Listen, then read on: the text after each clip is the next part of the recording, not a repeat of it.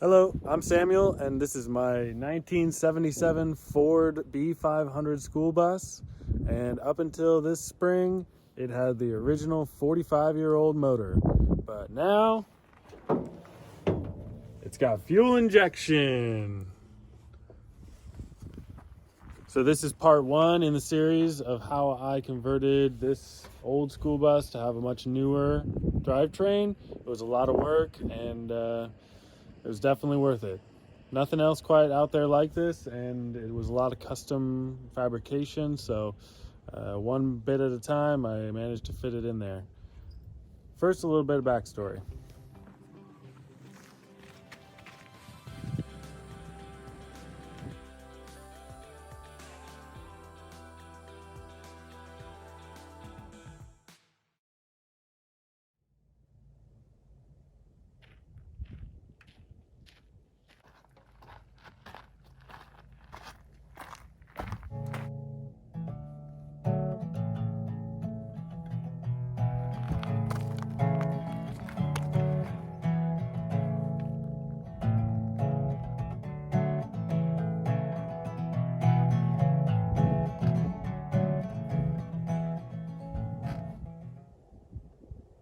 So in order to really understand what this bus needed, you have to go back in time. You have to go way back to 1977 when this thing was made.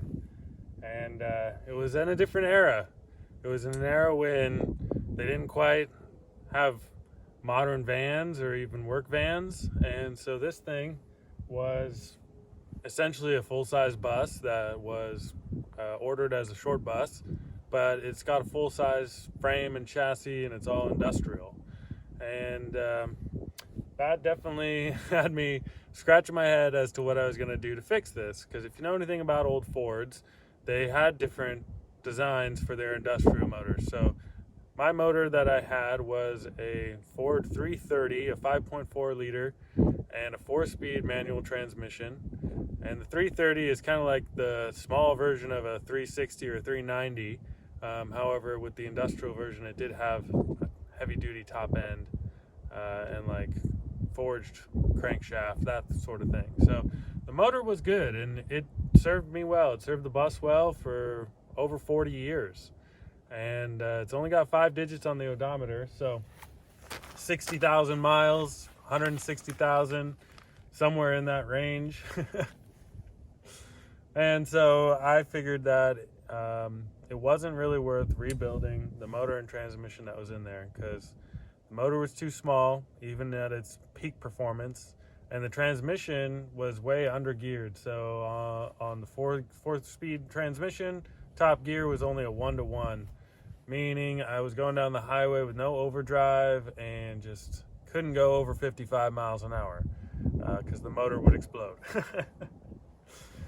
And at that point, I used it as much as I could. I put a lot of time into that motor. I basically rebuilt the top end last fall, and then drove it to Arizona, put a lot of miles on it, made it back to Oregon, and it was unhappy, as you've seen. So what I decided to do was go and pick up a 1996 F350 460 motor, transmission, transfer case, computers, wiring harness, fuel tank, everything that I needed, and proceeded to chop my bus up and put the new one in. Now, given that, the reasoning might seem obvious. However, doing a project like this is a very big undertaking, and most people would never ever attempt it, let alone pull it off. And so I'm very happy to have that notch, in my belt, and it's still kind of unbelievable, but I did it in order to stay on the road. I love this bus, and I love being able to travel, and it really deserved to have more life given to it. It's totally rust-free underneath, and it's in great condition, and you really just don't see any other buses like this. I've seen some full-size buses with a similar front end and made by Carpenter Bus Works. However, no shorties this length. So this is a really unique bus, and if I've never told the story, this one came from Madras, Oregon, which is near Bend, in Central Oregon, and it was supposedly the work bus. It was the bus that they would go and fix the other buses with. So they had spare tires and tools and all kinds of equipment in this bus, and they would drive it out there and help out the buses because it was a real rural area. That seems plausible. Plus, it ran really good. It had some nice features that definitely could have meant it was taken care of. But a lot of the buses were kind of more neglected in that era. They just weren't meant to last anyway. Kind of like how mine is. So being back in Oregon, my folks live there, and I was able to pull up at my dad's shop, and it was a good spot to be able to do the metalworking that I needed to do, fabrication, and just having space to do it. That's a major concern in any project like this. And I knew that being out on the road was always kind of scary, because if I broke down and needed major repairs, I needed space to do it. This bus has never gone to a shop before.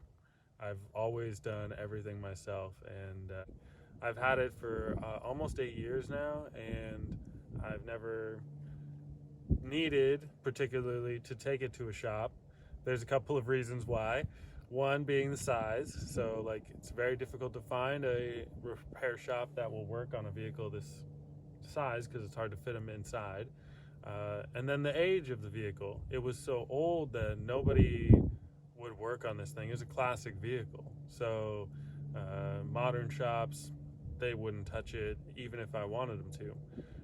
Oftentimes that led to me fixing things on the side of the road or doing a lot of wrenching all myself, but I was really glad to have those skills. So being back home, I could weld and fabricate everything that needed to be done, and that's a major consideration to try to do a project like this in terms of your skill level. It's not just a matter of taking out what was there, but replacing it with something much different design, different sort of mounts, different transmission cross member, all kinds of different considerations. So one of the things I had to do was take out the old motor. That did not take very long. However, putting in the new one took quite a bit longer. It wasn't a very cheap project, despite doing it all myself. It costs a lot to do a project like this, and to just get the parts and tools and that sort of thing, and then all my time that I spent doing it. So how about a quick word from our sponsor? Today's video is sponsored by me, Dussel Creations. I make all this sort of great copper artwork out of reclaimed scrap wire that I strip down and twist and bend and turn into great little trees, whisks, and I've been making some chains and jewelry. So be sure and go by samdussel.com and check out some stuff today. See what artwork might be along the lines of helping me stay on the road. Thanks, Sam. Looks like some great stuff. Be sure and check it out, samdussel.com. So by modernizing the vehicle, I've made it a lot more drivable, a lot more friendly going down the road. For one, it's an automatic transmission now instead of a manual. That was a choice I made. I probably could have gone with manual, but honestly, automatic is way easier, especially in a large vehicle. And the efficiency that I find I'm getting with this bigger motor is a plus. So the old motor was slow and it was inefficient, and now I'm getting a lot better gas mileage and I can go a lot faster down the road. It's overall just a really, really nice upgrade. So be sure and stay tuned. I'm going to be doing all the videos I filmed this summer of me wrenching and bumping my head and climbing in and around this bus. So it's a good time. Hopefully I'll catch you out on the road sometime. Peace.